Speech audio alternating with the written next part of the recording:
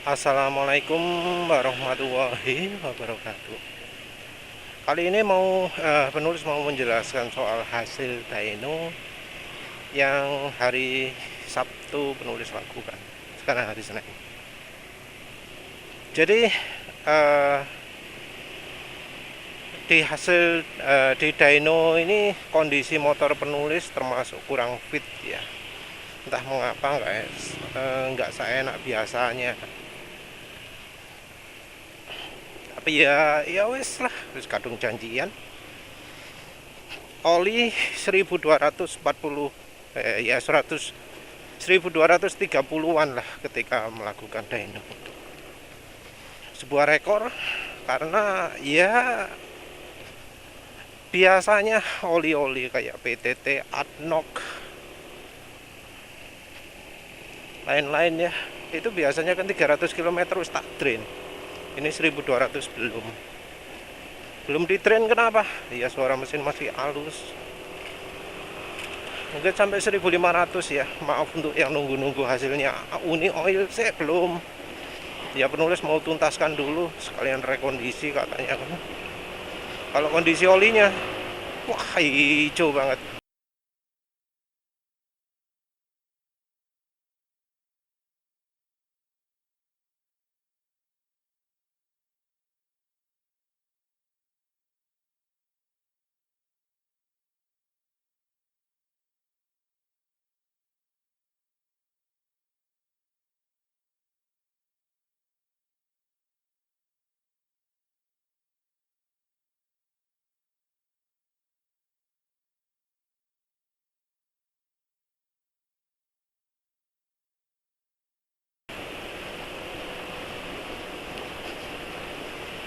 Betul-betul hijau. Ya tentu ada warna gelap juga. Selain itu penulis pakai pro kapasitor jelas. Saat itu penulis pakai 5, 2 di kabel busi, 3 di selang bensin. Semi eksperimen. Pasang 3 di selang bensin bukan berarti bagus ya, karena penulis masangnya jejer. Kalau pingin bagus itu harus maksimal 2. Kalau 3 jejer itu nggak bagus. Ya wis kondisi apa adanya seperti itu. Bensin ada campurannya Palmvita White Fat.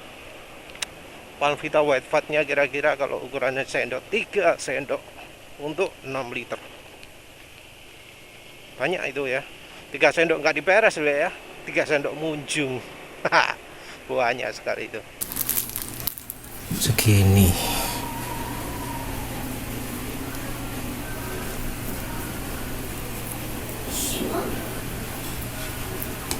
Nih.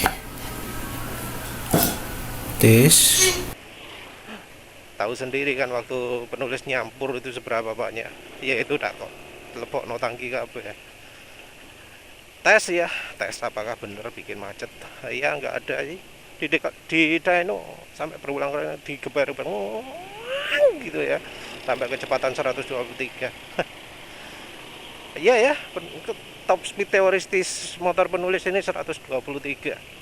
Penulis di jalan nggak pernah 123 ya, mungkin karena penulis nggak pernah merunduk dia berkendaranya.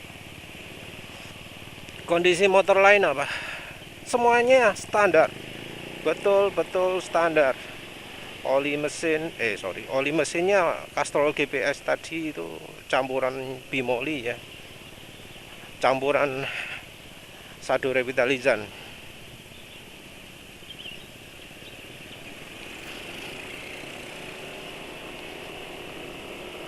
Sado Revitalizannya satu saset 4,5 ml.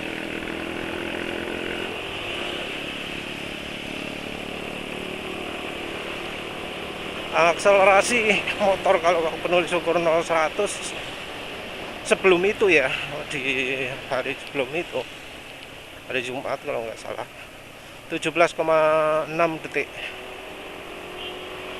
ya, bisa jadi parameter lah. Mesin dyno BRT karena penulis dynonya di Surabaya Performance, jadi mesin dynonya BRT karena dia rekanan BRT. Terus apalagi kondisi ban gundul, tekanan angin ban belakang 36 terakhir penulis ngisi.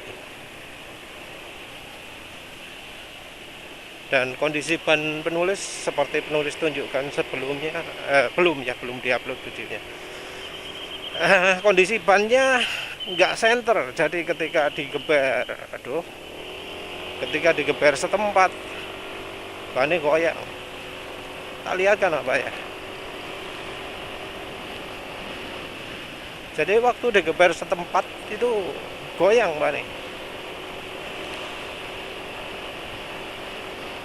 Terus proses dynonya 15 kali. 15 kali itu katanya ya itu spesialnya kalau dyno di situ. Kalau di dyno tempat lain-lain paling cuma 3 kali wes. Sementara itu 15 kali dicarikan mulai sampai mesin panas. Terus dihentikan ketika mesin dyno dilakukan sampai mesin panas. Ketika tenaga sudah turun, dyno dihentikan karena itu sudah overheat.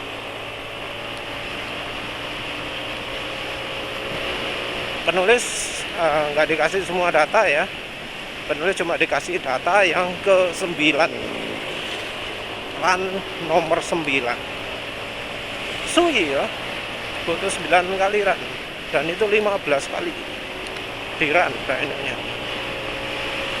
Ya penulis sendiri pernah dyno di Perat Motorsport ya dulu, tapi pakai Suzuki Spin dapat 6 sih, 150.000 saat itu aku masih spin beberapa tahun yang lalu. Sekarang ya tarifnya 150.000 juga, 150.000 dyno. Penulis nggak bisa uji AFR karena kendala waktu. Jadi ya kalau mau AFR juga bisa, tapi katanya nggak perlu, katanya motor standar. Padahal ya penulis pingin ya, justru AFR itu yang pingin membuat penulis minat. Tapi ngomongnya itu bongkar ya. Waduh, kalau bongkar saat itu ya nggak ada waktu wes, ya wes lah apa adanya seperti itu. Yes, maaf lah ya. Hasil dynonya angka terbaik adalah 1261 HP on the wheel. Entah itu bagus atau enggak, itu standarnya BRT. Standar BRT katanya biasanya kalau dibanding dengan buatan luar di plus 1, lebih besar 1 ya.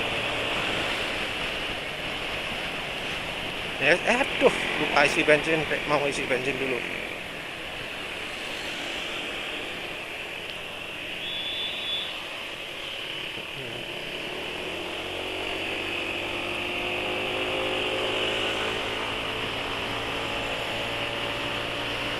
(1261 HP ya, kalau misalnya dikurangi 1 ya 1161 HP lah on the wheel.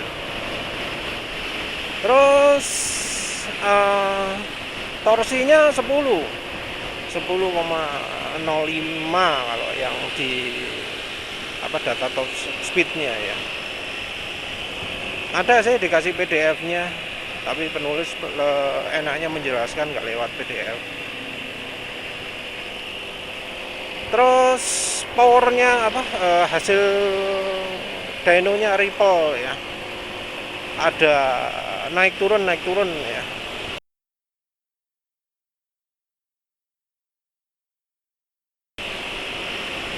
Naik turun itu menurut penulis kayaknya gara-gara ban belakang yang nggak stabil itu ya, yang nggak center. Jadi kalau jalankan pelan naik saat standar menengah, kelihatan bannya kuyap ya. Ya wajar lah hasil dynonya nggak balance. Hasil nggak balance ini jelas ya, kalau ditunjukkan itu angkanya bukan random naik turun gitu, tapi besar kecil. Jadi dari sampling pengukurannya kelihatan beberapa angka itu naik, beberapa angka turun. Jadi bukan dari pengukurannya. Ya, hasil ini juga menunjukkan bagusnya tes dyno pakai BRT. Jadi hasilnya lumayan bagus. Tapi ini kalau ngomong soal data mentah, kalau nggak mentah jelek. Jadi kalau dyno ya rasanya penting sekali untuk mendapatkan data mentahnya, karena dengan data mentah itu kita bisa mendapatkan hasil yang lebih akurat. Jadi mentah itu penting karena apa? Karena dengan data mentah kita bisa tahu salah pengukurannya di mana. Kita bisa buat grafiknya jauh lebih mulus dan lebih akurat. Smoothing itu membuat hasil grafiknya jadi beda ya. Jadi aneh. Jadi di paling tidak dari angkanya lah. Kalau sempat lihat lihat hasil dyno itu grafiknya bisa balik ke awal lagi ya. Jadi habis ke kanan kok balik ke kiri, kan aneh tuh itu ya.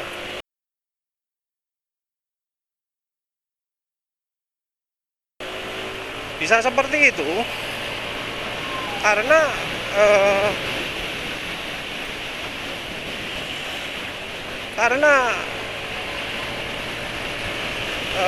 smoothingan, karena hasil smoothing. Dan ternyata ya setelah penulis lihat data mentahnya, di hasil data mentah itu ada data-data yang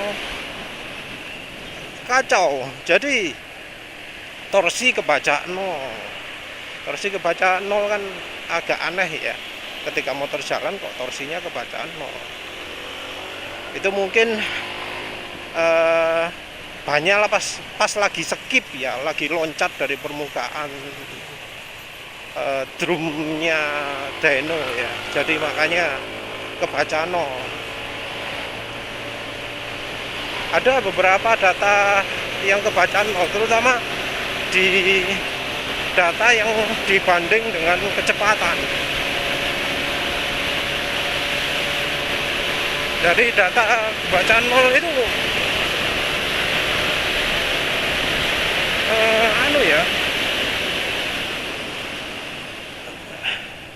kalau kita hilangkan, grafiknya itu jadi jauh lebih mulus. Jadi jauh lebih lebih masuk akal.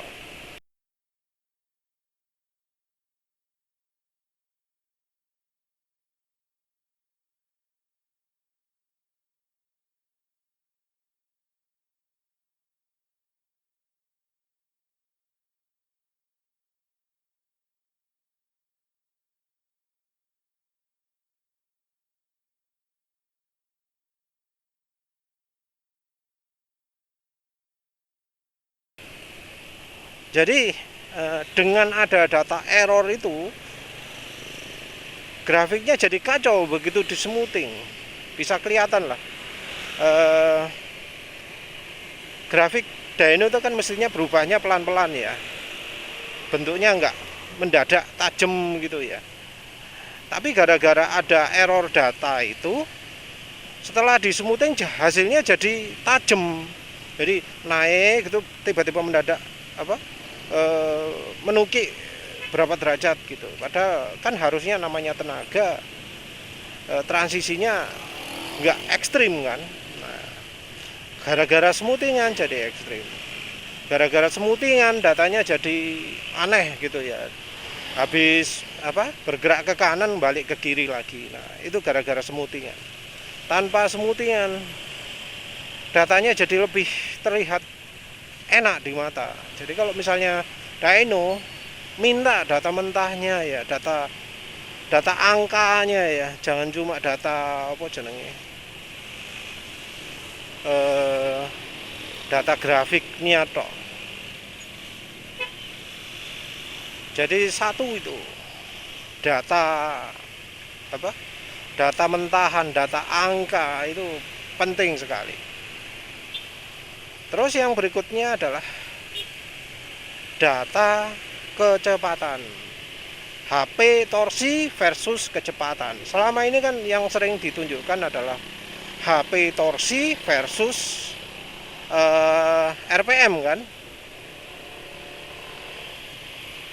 Jadi HP torsi versus RPM, wes itu. Apa hasilnya? Ya ternyata hasilnya anu ya, apa jenenge, parah ya. Kalau yang yang RPM itu kurvanya anu ya, agak naik turun, kayak gak jelas gitu ya.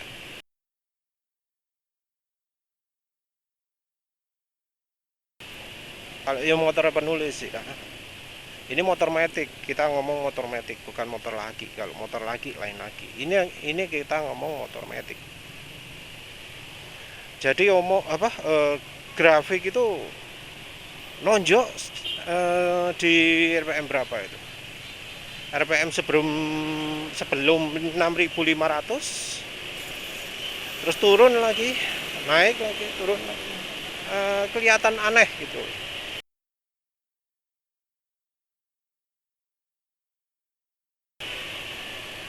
Penulis terus minta data yang versus kecepatan, baik grafiknya maupun mentahnya. Ya Mas Hermanunya mau, jadi yang punya ini namanya Hermanu ya, mau dikasih, ditunjukin, dan kelihatan bahwa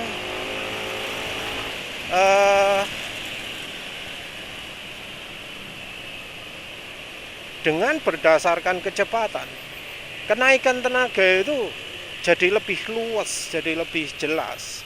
Naik turunnya itu lebih ada trennya, lebih mudah dilihat trennya.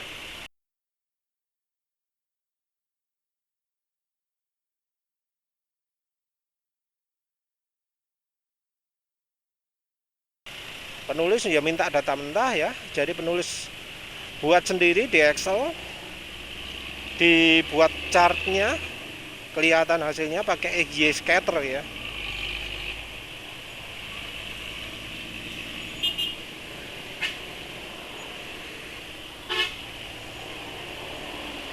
Di XY scatter hasilnya jelas angkanya ada ya, kelihatan yang angka-angkanya error, angka error penulis hapus. Setelah dihapus itu hasilnya malah jadi oke. Jadi hasilnya kalau yang utuhan itu ada, wah kacau ya, ada turunnya drastis kapan gitu ya. Nah kalau kita hapus data yang torsinya 0 atau yang HP-nya 0, itu tenaga jadi naik banyak. Bukan tenaga jadi naik banyak, kurvanya jadi kelihatan mulus, kelihatan natural gitu ya. Data kita hilangkan itu ya memang jadi nggak akurat, soalnya turun itu berarti ada masalah. Tapi dari grafik itu ya, turunnya itu cuma turun, nggak ada naik, jadi nggak ada hasil kompensasi apa gitu ya. Kalau misalnya ada kesalahan pengukuran, maka yang sebelumnya turun berikutnya pasti naik. Nah itu enggak, setelah turun hasilnya berikutnya adalah sama tingginya dengan belakangnya, dengan sebelumnya. Jadi begitu kita hapus data yang error, yang 0 HP atau 0 NM torsinya, kelihatan mulus bersih.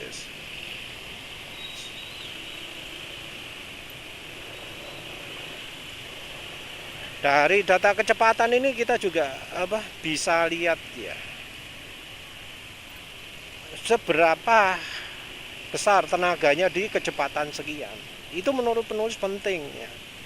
Penting karena ya memang butuhnya lihat itu, bukan di RPM segini tenaganya berapa, tapi di kecepatan segini berapa angkanya. Karena kalau berdasarkan RPM, kita taunya RPM berapa yang dibutuhkan gitu loh. Karena kan kita butuhnya akselerasi. Saya mau kecepatan 60 itu akselerasinya oke. Nah, kecepatan 60 itu kalau di RPM berapa ya? Kan nggak mesti. Kadang karena kan CVT juga akan mempengaruhi modif CVT-nya ya.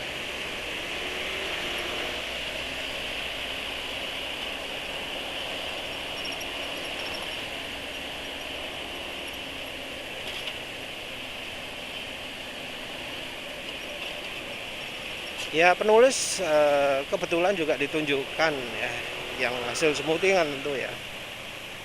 Motor penulis dibanding dengan NMAX yang ECU modif, ECU Racing. Menarik ya dari hasil perbandingan itu. Karena motor penulis torsinya menang ya di RPM di kecepatan rendah. Kebetulan itu grafiknya grafik dari kecepatan ya. Dari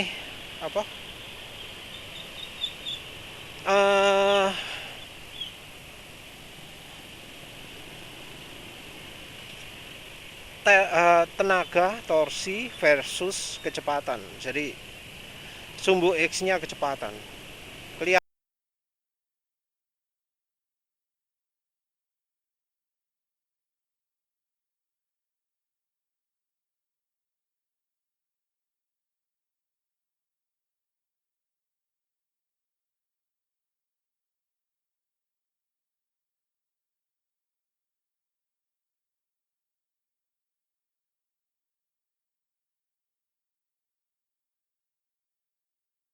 bahwa sebelum 80 km per jam motor penulis menang torsinya.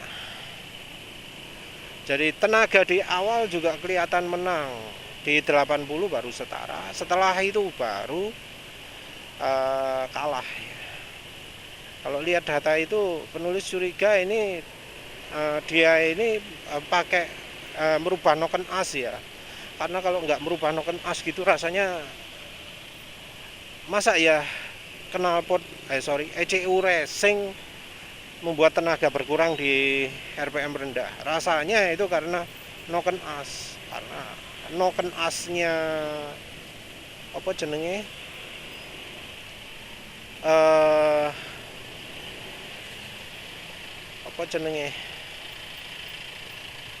karena noken asnya fokus tenaga di RPM rendah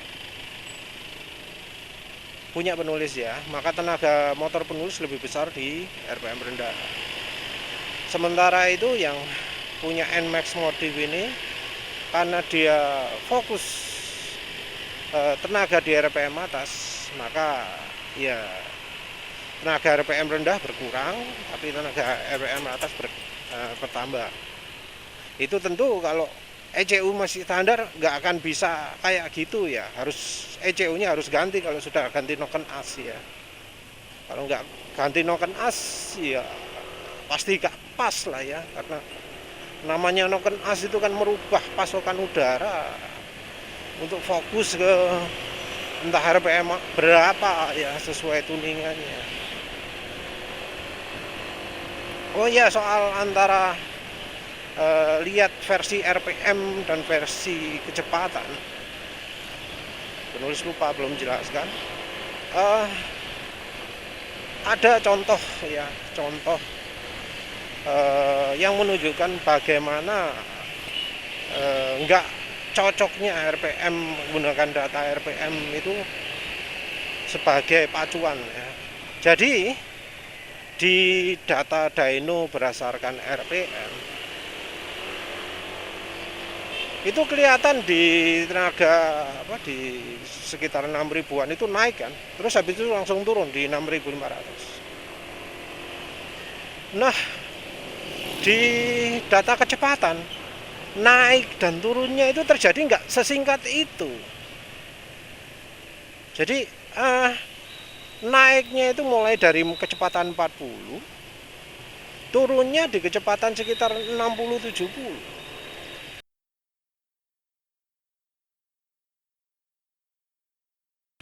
Jadi apa yang terlihat singkat di data versus RPM terlihat panjang di data versus kecepatan.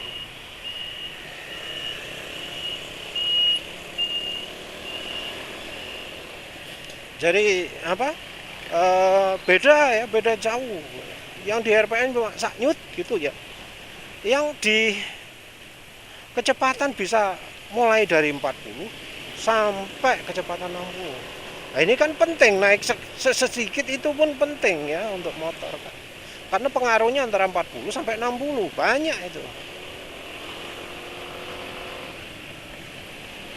Jadi ya kayaknya wajib ya kalau ngecek tenaga itu pakai yang versi kecepatan.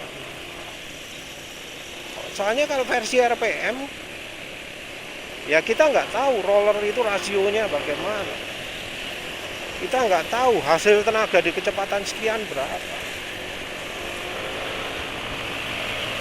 Jadi wajib ya pakai kecepatan itu. Wes, udah. Itu yang berikutnya adalah soal VVA. Jadi salah satu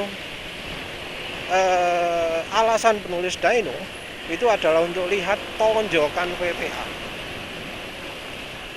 Ya, untuk lihat tonjokan VVA ini ya penulis janji dyno sudah cukup lama ya. Lama sekali. Tahun lalu. Bro sopo itu sampai bro bu sopo aku tak tutupi lah. Nanti penulis akan buat posting khusus di bagian komunitas menunjukkan hasil dyno,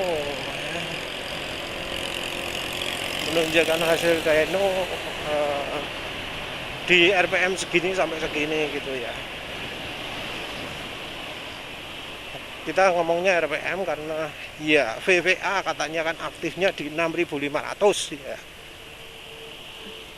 Kelihatan nggak di 6.500? Uniknya ya kalau di hasil dyno motornya penulis, turunnya tenaga itu justru sepertinya ya terjadi ketika VVA aktif. Entah VVA aktif kalau di motor penulis mungkin 6.400 atau apa ya, karena tenaganya turun di situ.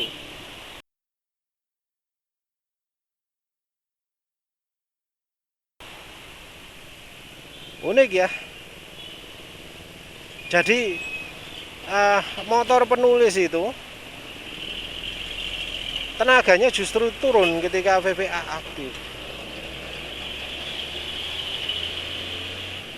Kalau lihat grafiknya, grafik tenaga berdasarkan RPM, itu dia naik lagi itu sekitar berapa? 8.000.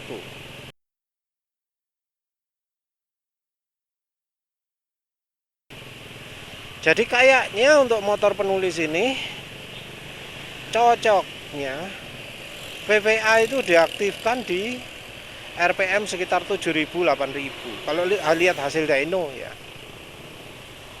Cocoknya seperti itu biar tenaganya bisa mulus. Nah, ini di dalam kondisi standar seperti ini, untuk kondisi motor penulis ya seperti penulis jelaskan sebelumnya, pakai pro kapasitor, pakai Palmvita Whitebird, pakai bimoli dan macam-macam, tenaga akan turun justru ketika VVA aktif ya. Jadi bukannya naik tapi malah turun. Kayaknya ini juga terlihat di kecepatan. Jadi Kalau berdasarkan RPM kan sekitar 6.500. Nah, kalau berdasarkan kecepatan itu sekitar di atasnya 60 70 gitu, malah turun tenaga.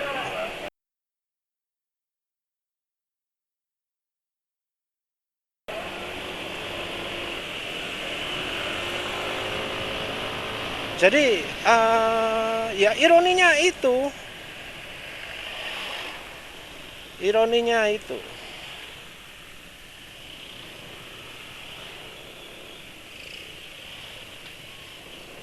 Jadi ironinya di motor penulis tenaga malah ngedrop ketika VPA aktif.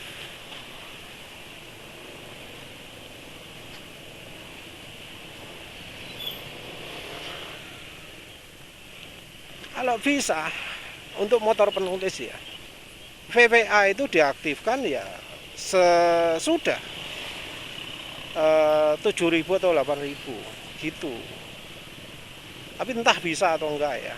Ini kita berdasarkan data dyno.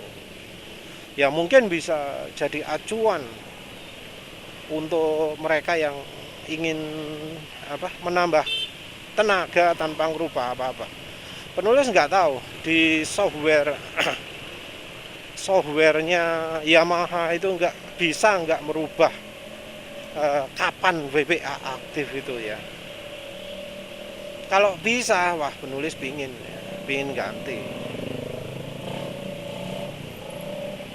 Karena untuk kondisi motor penulis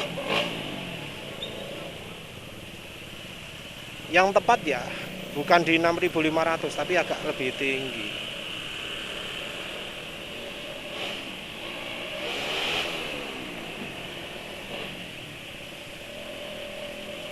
Apalagi kayaknya udah ya itu ya.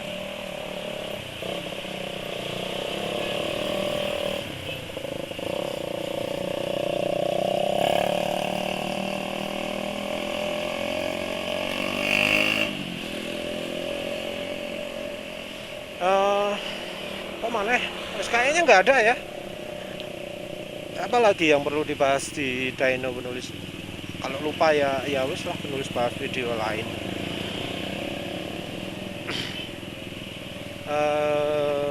Iya ya, kayaknya sudah nggak ada lagi. Ya wis, yang kesimpulannya ya. Jadi kalau untuk dyno, kalau bisa minta data mentahnya, penting itu, karena kita jadi bisa tahu untuk memperbaiki itu gimana, memperbaiki tampilan data yang kacau itu pakai apa, itu kita bisa lebih tahu. Kalau ada data yang pengukurannya error gitu, kita bisa hilangkan sehingga datanya bisa lebih bagus. Terus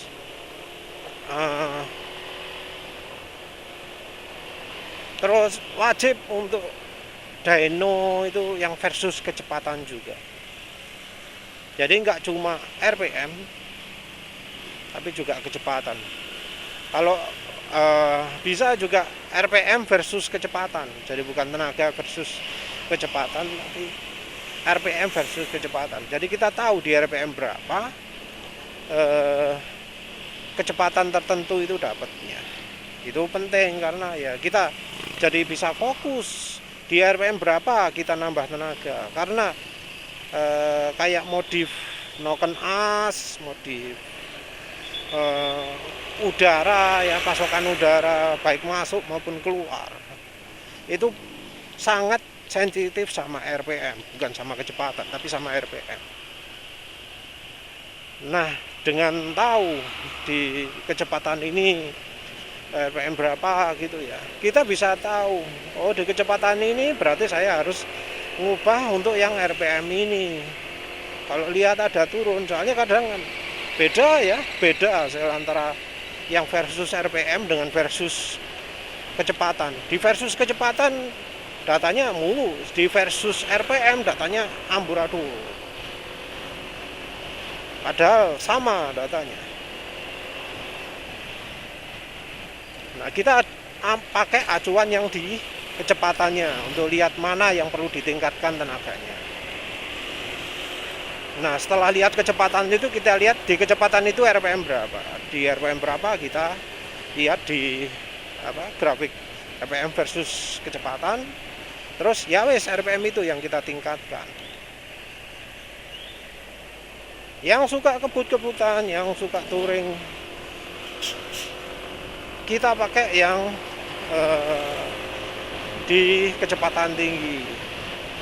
Kecepatan tinggi ya kita bisa lihat RPM berapa yang konsisten relevan untuk kita.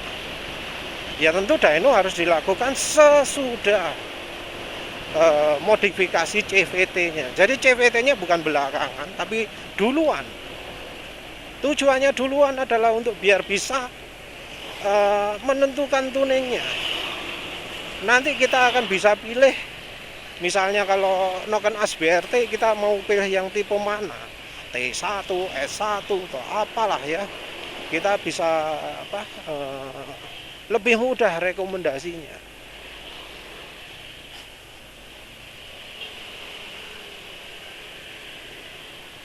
Jadi menurut penulis tuning motor matic itu ya kalau tim yang punya banyak ya tenaga dulu, CVT belakangan.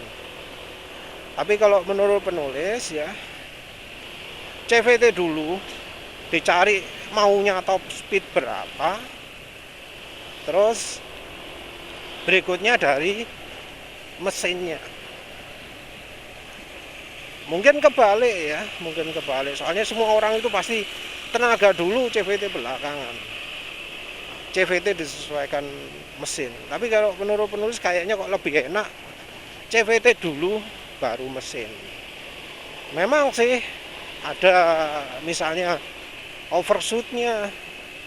Misalnya, oh motor ini CVT-nya ini kalau gini ini kecepetan mas, nggak bisa maksimal. Ya wes kalau itu balik lagi CVT-nya dimodif lagi, misalnya ganti berat roller lah ya. Jadi modi CVT yang gede-gedenya kayak rasio gigi, beltnya, kemiringannya itu dilakukan duluan. Terus nanti sesudah dyno mesin, rubah-rubah mesin, baru rollernya disesuaikan, roller pernya. Ya wis lah kalau penulis rencana nambah tenaga kayak gitu. Tapi ya nambah tenaga untuk penulis gak gene ya, nggak ada tempatnya untuk melakukan uji top speed ya. 113 susah lo cari tempat, apalagi berkendara sambil merunduk. Penulis berkendara sambil merunduk sangat songolas itu ya karena kebetulan aja lagi senggang,